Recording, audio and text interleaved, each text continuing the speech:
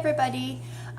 So people keep asking me to do a blog or something about some of my organization projects, and I did think about doing a blog, but it felt like a lot of work taking all the photos and writing a step-by-step.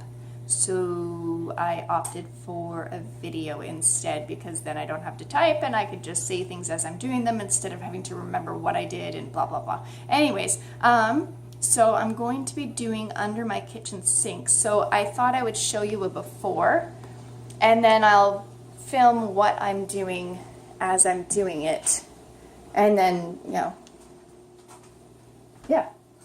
So it's a little bit scary under here, and it's kind of embarrassing to show you because, yeah, it's bad. But, you know, this is real life, people. This is what it looks like. So, there we go in all of its glory. So you can see I've got this, which I think originally was my sister. She got it when she got married. And I think she might have gotten it at Bed Bath & Beyond or something along those lines. Or maybe I bought it. I don't remember, honestly. But it worked until it didn't. Now it just feels like it takes up a lot of space, and I don't feel like it's really giving me any extra room, because it just, yeah. You can see what it's doing. It's just not doing what I want it to do. So, I have a lot of cleaning supplies under here, and I can't really get to them. Not without knocking all of this stuff flying, and I don't want to knock it flying. So, you know, it's just, it's a disaster. It's a disaster. So I got stuff over there too, because it's one of those, like, you know, goes into another cupboards. So I've got candles and garbage bags, and I'm not really sure what's all the way back in the corner back there, but I'm sure I need it. And sponges and cleaners and polishes and hydrogen peroxide, because, you know, everybody keeps that under their kitchen sink. So I'm going to take this whole cupboard apart and start from scratch. Okay, so the first thing that I did was empty everything out of the cupboard, get rid of the empty bottles, and, you know, just kind of pull everything out so I can see what I'm working with. You'll have to excuse the camera angle for a little while, because I didn't realize that my 3-year-old changed it on me until a little bit later in the video, but don't worry, I do fix it at some point.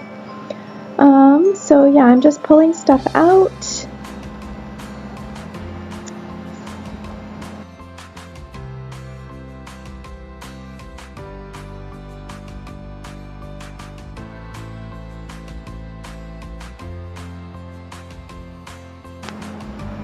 Once I got all of the items out and the shelf all taken apart, I just gave it a good wipe down in there, because, you know, it gets kind of gross with cleaners and bottles and whatever.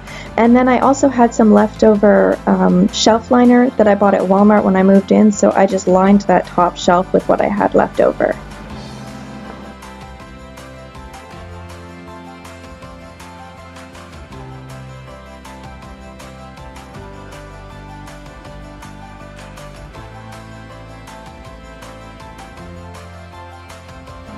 Next, I started with my baskets, and I just put the little organizers inside of each one, because I needed somewhere to put my dish tabs and my sponges and my scrubby things, and just something contained that looks nice, that isn't necessarily the box it came in, because I find that those boxes take up a lot of space, and it's just so much nicer when everything is contained in a bunch of uniform containers, as opposed to mismatched cardboard boxes that are going to get beat up anyways.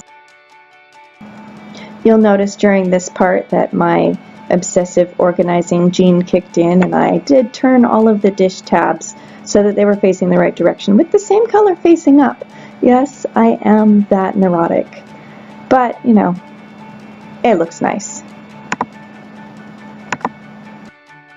I also cut down my Mr. Clean Magic eraser sponges to fit into the drawer, not just because I was being obsessive, but because I don't like to use the entire sponge anyways. It feels like a waste, so I cut them down smaller when I use them as a rule anyways. So yeah, that's just why I was doing that there.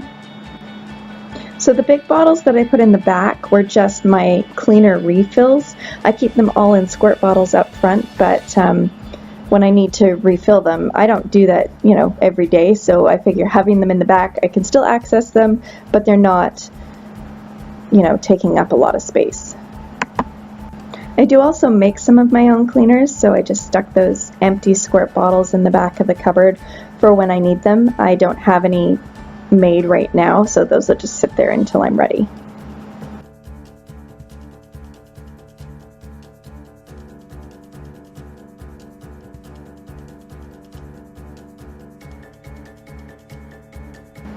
So I used one of those command hooks and put it on the cupboard door for somewhere to hang my rubber gloves. It's not earth-shattering, but you know, I'm new to command hooks and I really like this neat little trick. So that's pretty much it. I think that it's much more organized and functional now, and hopefully I can keep it this way because everything has a place and that always helps keep things organized. Anyways, I hope you enjoyed this video and thanks for watching.